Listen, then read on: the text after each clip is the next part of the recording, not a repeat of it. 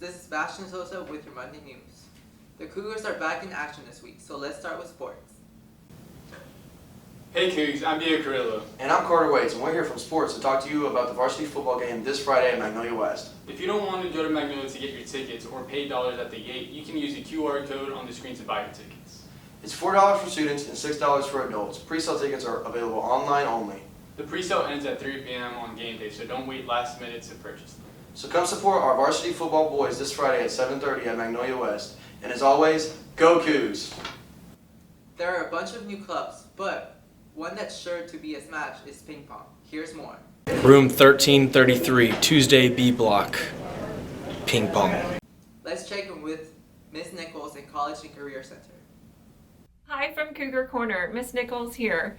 If you missed out on the Lone Star College Preview Day, we will be having another one this Tuesday, which is tomorrow, during both Cougar blocks. So stop on by.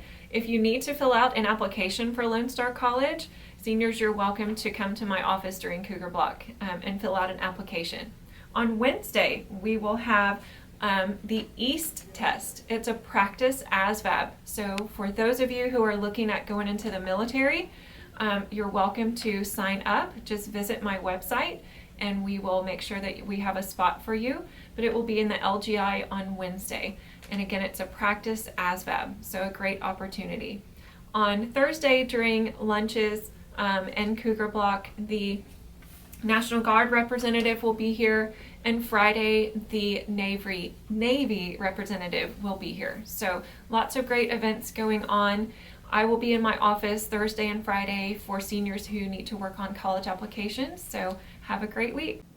You already use the Tomball High School app for Cougar block, but there's a lot more you can do. Your yearbook editors are here with more. Hi, I'm Brooke McGarrett, and this is Annabelle Jensen, and we are two of your yearbook head editors. We have an amazing opportunity for you to be able to submit photos to our app and have them published in this year's yearbook.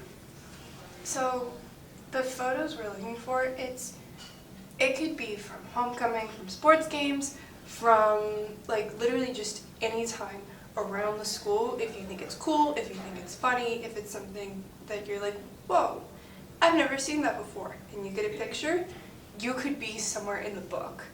Which, now, here's how. So, in the app, under the menu section, there's an option to upload any sort of photos. You click that, you'll select a photo, either you'll take the photo or pick it from your library, and it gives you options to give your name, information about the photo, anything like that when you give it to us. We get that information, and if we like the photo, then in the book it goes. It is very important to put your name so we know who to give the photo credit to. All right, I think that's it. We leave you today with part one of a two-part special report looking at some of the legal issues surrounding cyberbullying, sexting, online threats, and more. Have a great week, and as always, go Cougs. Well, Allison should know. What do you is say to that, internet Allison? anyway? Internet is that massive computer network. The one that's becoming really big now. What do you mean? That's big. How does one? What do you write to it like mail? No, a lot of people use it and communicate. I guess they can communicate with NBC writers and producers. Allison, can you explain what internet is? Tonight, the information superhighway and one of its main thoroughfares, an online network called Internet. In 1981, only 213 computers were hooked to the internet. As the new year begins, an estimated 2.5 million computers will be on the network, serving as many as 20 million people. If somebody was to put the question to you about the magnitude of what you think you've launched, how big do you think your product or your service is? Well, it's impossible to tell.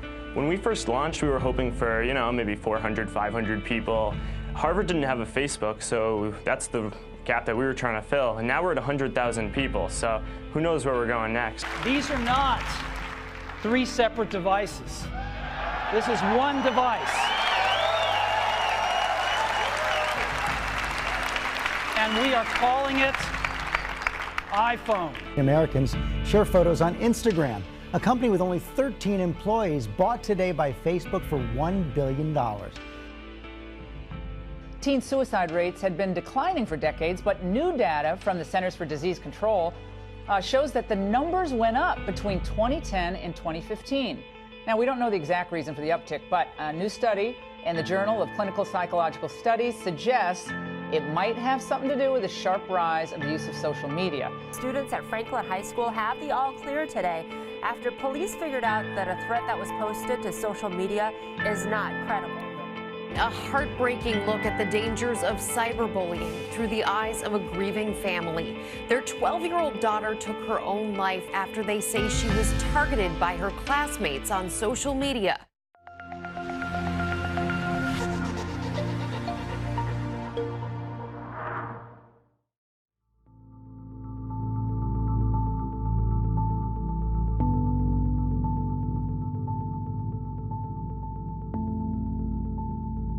You know, back in the day when we were young, people would bully people by passing notes or saying things and the word would get out. Now with social media and cell phones, it just takes what we had to experience as kids and takes it to another level, and the consequences are greater because it reaches more people.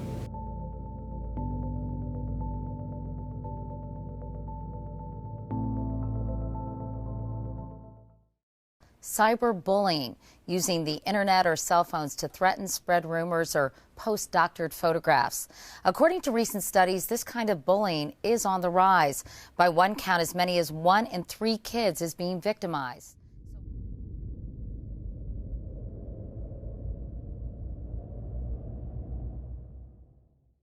You know, cyberbullying can take many forms. It can be a teen putting something on social media and targeting a particular person to embarrass them.